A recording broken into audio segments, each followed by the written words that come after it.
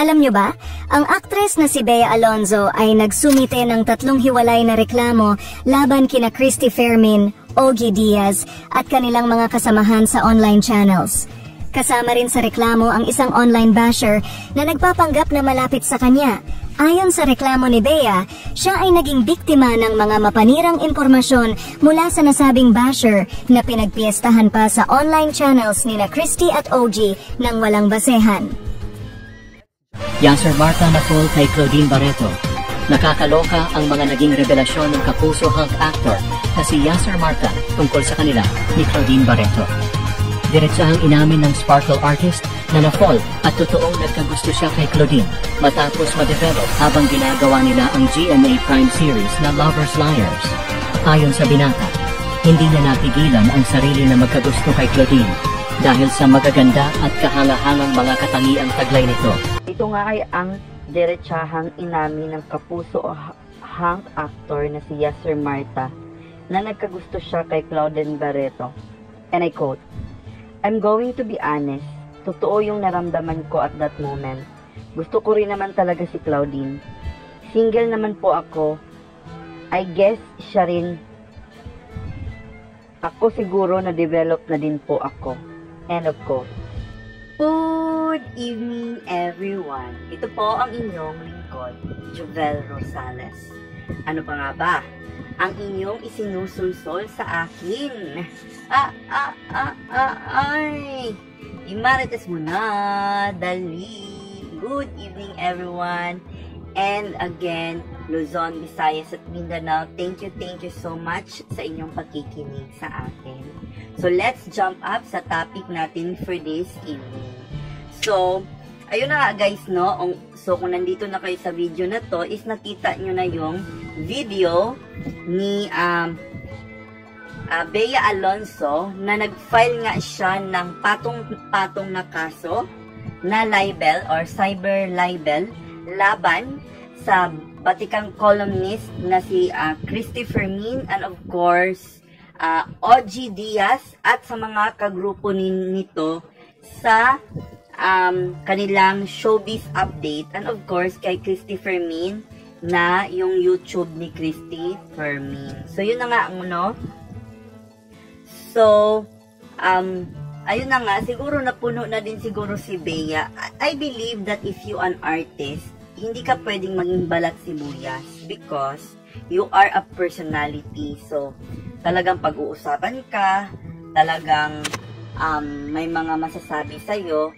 But let us not also forget, guys, that they are also human being and they can get hurt and something like that. So, sometimes we must be careful with our words in meddling things. Kaya nga, di ba, may mga words na ano ba yung mga words na to na not yung parang hindi ka talaga nakakasakit at you are not confirming things like sabi nga nila yung mga ganon or according to, di ba? May mga sources ka o yung mga ganon ba na hindi ka nagja-jump up into conclusion na ikaw yung nagsabi because at the end of the day you cannot confirm things if hindi mo naman talaga siya narinig or nakita, di ba? So, yun siya guys, no? So, ano ang take out natin dito? Ang take out natin dito is, siguro minsan maging sensitive tayo.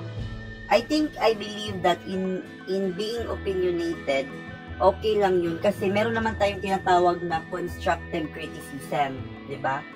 So, siguro napansin na ng mga lawyer no, nila Bea, na lalo na kay Christy Fermin, no? Siguro napansin nila na below the belt na yon. So, I believe no na only court can decide kung ano talaga ang dapat mangyari sa mga bagay na yan. So let's see.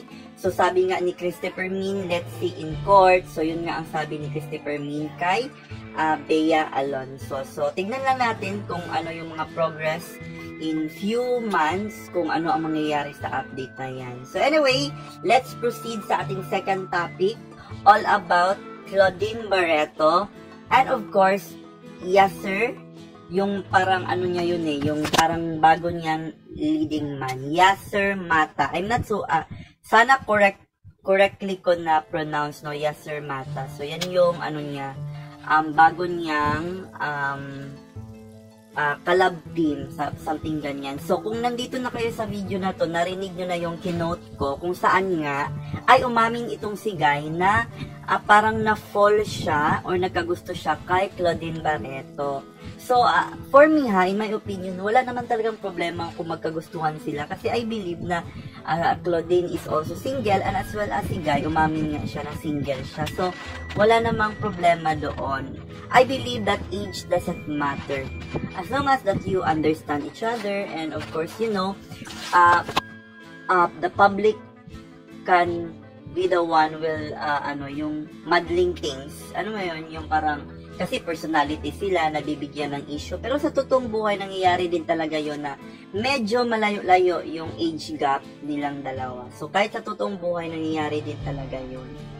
So, ano na lang natin kung ano ang magiging update ng kanilang, kung meron mang update or kumbaga, kung meron mang bagong na magkakagusto din sa Claudine. So, sasabihin din natin yan dito kung meron man. So, sa ngayon, wala pa naman yung lalaki pa lang yung nagsabi na nagkagusto siya kay Claudine Barreto. So, ano yung mga natutunan natin dito, no? Kasi at the end of the day, we must want that we have something to learn to the things that we are talking about, diba? So, doon nga kay Bea Alonzo, so we must be careful to the things that we will be talking, especially in social media, because maybe we can hurt other people. So, kailangan talaga natin gumamit ng mga words na hindi offensive at saka hindi na below the belt. So, pangalawa, love doesn't have age, no? Kaya kay Claudine at kaya Sir Mata, talagang wala namang pinipiling panahon, oras at edad ang pagmamahal. So, yan lang ang masasabi natin sa topic na yan. Magsa-shoutout tayo sa ating mga followers and subscribers at sa ating sponsor na din. Ma'am, Sparkle of Ireland, thank you so much, ma'am. Sir Ruel of Cebu, thank you so much.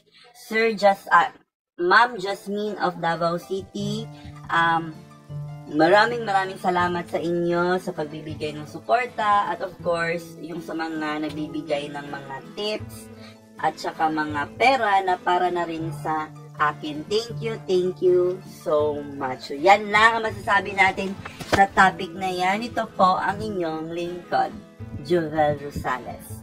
Ano pa nga ba ang inyong isinusulsol sa akin? Imaritas mo na, dali. This is I Care, I Share, I React.